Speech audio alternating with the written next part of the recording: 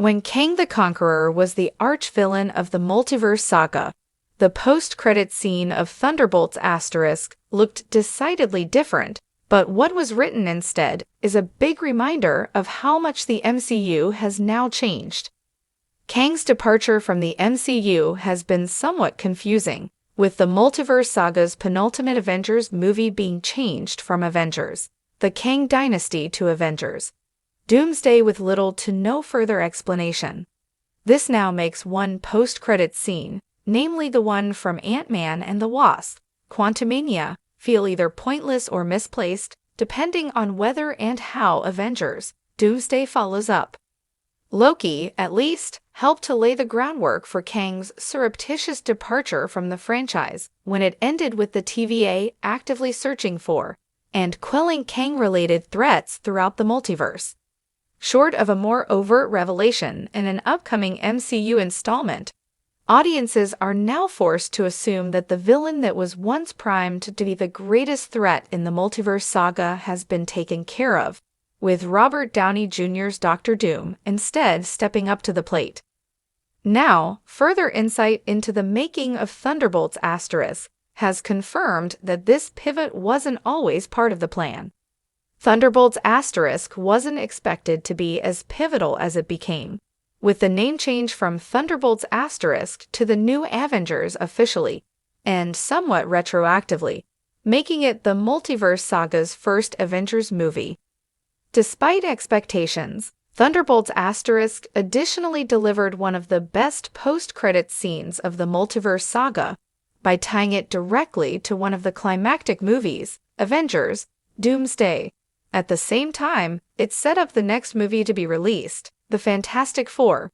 First steps, thereby kicking back against a trend of MCU post-credit scenes that may never be followed up on. The scene depicted the new Avengers 14 months into their not-so-new roles, operating, still rather chaotically, from their base in what used to be Avengers Tower. After receiving a signal about an extra-dimensional entity entering Earth's orbit, the new Avengers pivot from their discussion about Sam Wilson's threats of legal action against their teen name to address the issue. Upon further inspection, the entity is revealed to be the distinctive spaceship of the Fantastic Four, apparently entering Earth 616 from their own universe. Given Avengers Doomsday will feature multiple universes coming together, this seemingly sets up the events of that movie directly.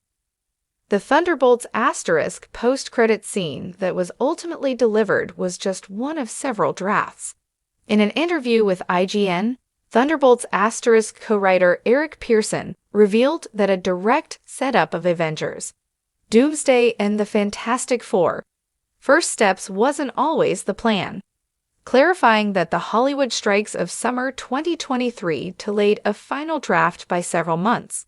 Pearson revealed that the initial post-credit scene was going to set up Kang, similarly to Ant-Man and the Wasp, Quantumania, stating, "It was only the delay that caused Pearson to change course, a delay that occurred in the midst of Marvel's decision to pivot from Kang to Doom.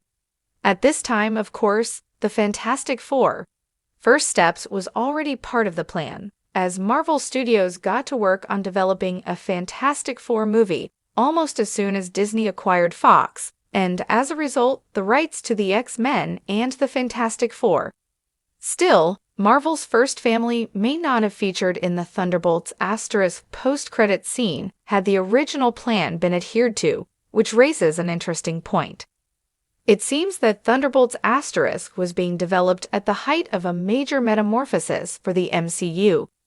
It was heavily rumored around the time of the Hollywood strikes that Marvel was already planning to pivot from Kang to Doom, following a bombshell report from Variety that detailed discussions at a Marvel Studios retreat.